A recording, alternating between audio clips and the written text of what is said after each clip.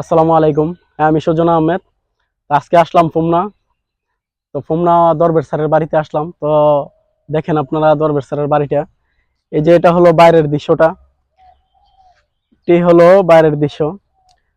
তো মূলত আজকে আসলাম দরবেশ স্যারের বাড়িতে, স্যারের বাড়িটা ঘুরে ঘুরে দেখার জন্য।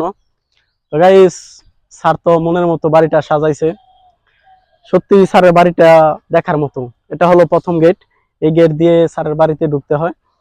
তো গাইস, আমি আজ আপনাদের স্যারের পুরো বাড়িটা ঘুরে ঘুরে দেখাবো। তো স্যারের জীবনী পড়লে শোনা যায় উনি একজন ভালো মানুষ ছিল, সাধু জগতের মানুষ ছিল। ওনার অনেক ডাক নাম ছিল। তিনি একজন সাধু জগতের মানুষ ছিল, তিনি একজন টিচার ছিল এবং উনি অনেক ভালো মানুষ ছিল। তো আজকে স্যারের বাড়িটা পুরোটা ঘুরে ঘুরে দেখাবো। আসসালামু আলাইকুম রহমতুল্লাহ বারাকাতুহু।